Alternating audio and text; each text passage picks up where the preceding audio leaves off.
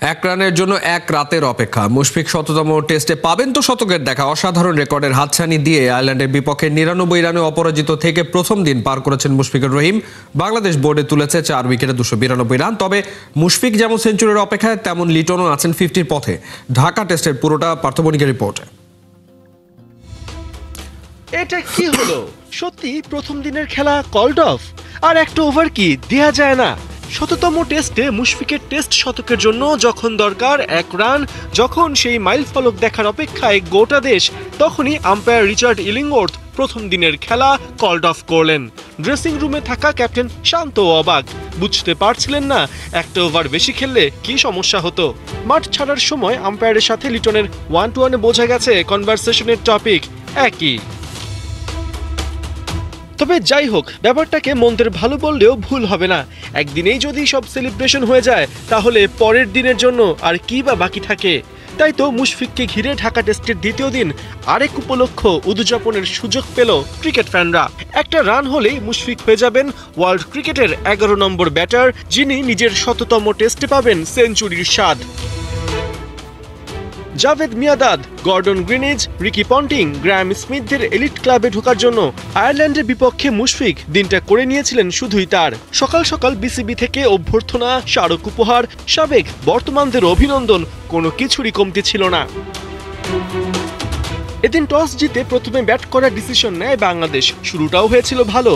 জয় সাদমানদের ওপেনিংয়ে আসে 52 run. Andy ম্যাকব্রাইনের বলে সাদমান 35 রানে ফিরলে ভাঙে এই জুটি। এরপর মুমিনুল এসে হাল ধরলেও মাহমুদুল হাসান জয় ইনিংস বড় করতে পারেননি। 34 রানে তাকেও ফেরান ম্যাকব্রাইন। নাজমুল হোসেন শান্ত অবশ্য ছক্কা মেরে দুরন্ত হবার আভাস দিয়েছিলেন, তবে ম্যাকব্রাইন তাকে তৃতীয় শিকার বানালে 8 রানেই ফিরতে হয় টাইগার ক্যাপ্টেনকে। ফার্স্ট সেশনে বাংলাদেশের স্কোর দাঁড়ায় 3 উইকেটে 100। দ্বিতীয় সেশনে মুশফিক আর মুমিনুল দুজনেই তুলে নেন 50। মুমিনুল অবশ্য সেঞ্চুরির চান্স ক্রিয়েট করেছিলেন, কিন্তু 63 রানে তাকেও আপসেট করেন অ্যান্ডি ম্যাকব্রাইন।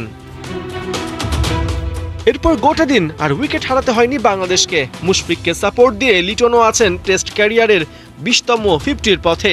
লাগবে শুধু 3 রান। সব মিলিয়ে 4 উইকেটে 292 রান নিয়ে প্রথম দিন শেষ করা বাংলাদেশ নিঃসন্দেহে ঢাকা টেস্টের ড্রাইভিং সিটে। জাতীয় দলে জার্সিতে 4 ম্যাচ খেললেও এখনো নিজ গ্রাম শ্রীমঙ্গলে যেতে পারেননি সমিত সোম। অবশেষে ভারত বধের পর গেলেন। বাংলাদেশের পোস্টার বয়কে পেয়ে আনন্দে আত্মহারা শ্রীমঙ্গলবাসী ও সমিতের পরিবার। ফাহমিদুল, জায়ান, কিউবাদের মতো নবীনদের প্রজন্ম আরও শক্তিশালী দল গড়তে পারে বলে জানিয়েছেন সমিত। জাতীয় দলের জার্সিতে সমিত খেলছেন 5 মাস ধরে, কিন্তু কখনো যাওয়া হয়নি শ্রীমঙ্গলে। অবশেষে ঘরের ছেলে ফিরল ঘরে, ঢাকা থেকে সোজা বিমান ধরে। সমিতের আগমনে যেন উৎসবে পরিণত হলো সোমবারই। ফুল আর আনন্দে ভরে উঠল সেই বাড়ির আঙিনা।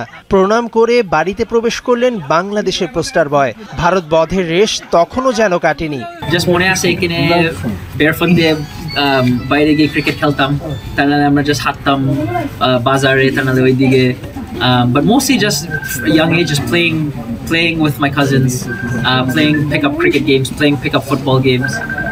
আর ওইটা আমার মেমোরিটা খুব ভালো লাগে। আর এখানে আমার খুব ভালো লাগে বিকজ এখানে একটু কোয়াইট, অনেক সেরিন লাগে। সো আমার খুব ভালো লাগে শ্রীমঙ্গলে আসতে। 10 জন সিঙ্গাপুরের বিপক্ষে ম্যাচে অভিষেক, এরপর খেলেছেন 4 ম্যাচ। হামজার মতো এতটা লাইমলাইট না পেলেও দলের সবচেয়ে বুদ্ধিদীপ্ত ফুটবলারদের একজন। সমিতের স্বপ্নটা বড়। আমাদের অনেক কম বয়সের খেলোয়াড় আছে যে আমাদের ফিউচারের জন্য অনেক ভালো হবে। হামজা, আমি, জামাল ভাই, আমরা তো একটু আস্তে আস্তে বয়স্ক হয়ে যাচ্ছি। So now it's time for the next generation উঠতে আর ফুটবলটা আরো প্রোগ্রেস করতে। জুন থেকে 2 বার বাংলাদেশে এলেও গ্রামে যেতে পারেননি। এবার তার আগমনে খুশি সমিতের চাচা, ফুপু, খালা সকলে। এই যে সমিত যে কালকে জিতছে, আমরা সহ সারা দেশের মানুষ তো খুব খুশি। আরো প্রত্যাশা তার কাছে আগামীতে যেন আরো ভালো করে। ফার্স্ট ইন্টারন্যাশনাল গোলটা দিল, ছবিটি আমি পোস্টার করাইছি। বুধবার একদিনের সফর শেষে বৃহস্পতিবারই ঢাকা হয়ে কানাডার উদ্দেশ্যে পাড়ি জমাবেন সমিত সোম। সিরিজের দ্বিতীয় ওয়ানডেতে উইন্ডিজকে 5 উইকেটে হারিয়ে 1 ম্যাচ হাতে রেখেই সিরিজ নিজেদের করে নিল নিউজিল্যান্ড। উইন্ডিজের দেয়া 248 রানের লক্ষ্য 5 উইকেট হাতে রেখেই টপকে যায় কিউইরা।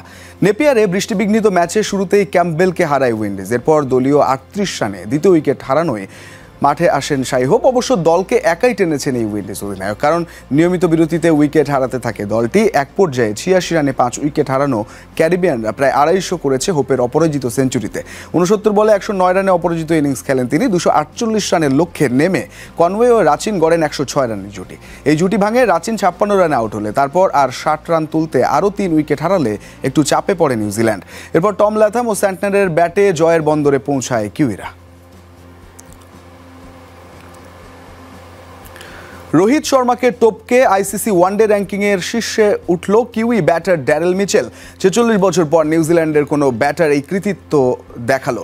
বুধবার পুরুষ ক্রিকেটারদের র্যাঙ্কিং আপডেট করেছে আইসিসি, সেখানে ওয়ানডে ব্যাটিং র্যাঙ্কিংয়ে প্রথম স্থান অর্জন করেন মিচেল। সবশেষ ওয়েস্ট ইন্ডিজের বিপক্ষে ওয়ানডে সিরিজের প্রথম ম্যাচে 119 রানের ইনিংস খেলে ম্যাচ সেরার পুরস্কার পান এই কিউই ব্যাটার। অপরদিকে এক ধাপ নেমে র্যাঙ্কিংয়ে দ্বিতীয় স্থানে আছেন ভারতের সাবেক অধিনায়ক রোহিত শর্মা।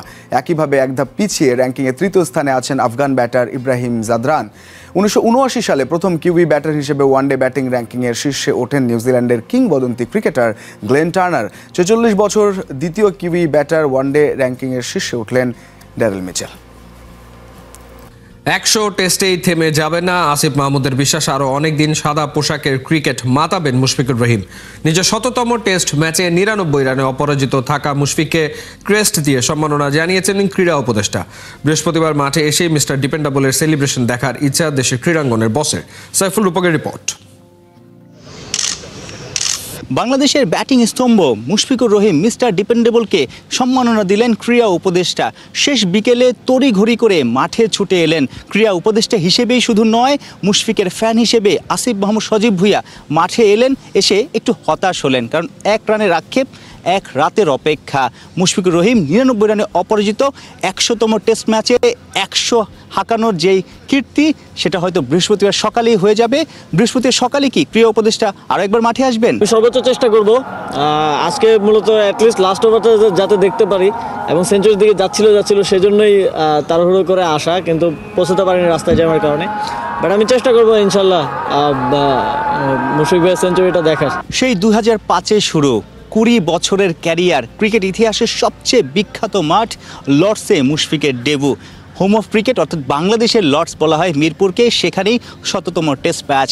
মুশফিকের এই পথ চলা, আমিনুল ইসলাম বুলবুল মুশফিককে পাশে রেখেই আসিফ মাহমুদ সজীব ভুঁইয়াকে বলছিলেন মুশফিক বাংলাদেশের বড় অ্যাম্বাসেডর। সজীব ভুঁইয়া কি ভাবছেন মুশফিককে নিয়ে? না, কথা হচ্ছিল, বলছিলাম এটাই যে আপনি যখন মাঠে নামতেন তখন আমাদের মনে হতো যে এখন একটু বাংলাদেশ বোধহয় ভালো করবে। এই জন্যই তো এই নামটা দর্শকদের পক্ষ থেকে বা ফ্যানদের পক্ষ থেকে, যে মিস্টার ডিপেন্ডেবল। 99 রানে আজকে খেলা শেষ হয়েছে, কালকে উনি 100তম টেস্টে 100 রান করবেন। এটা আমাদের জন্য একটা প্রাপ্তি, এবং আশা করি ফলোড বাই মুশফিক ভাই আরও অনেক প্লেয়ার 100তম টেস্টের মাইল ফলক ছুবে। এবং আসলে মুশফিক ভাইয়ের সাথে আমাদের সবার চাইল্ডহুড জড়িত, বিশেষ করে আমাদের বয়সে যারা আছে। যখন দেখতাম যে বাংলাদেশের অবস্থা খারাপ, কিন্তু মুশফিক ভাই মাঠে আসছে, তখন একটু স্বস্তি ফিরতো যে না, এখন একটু হয়তো স্টেবল হবে, এখন একটু রান হবে।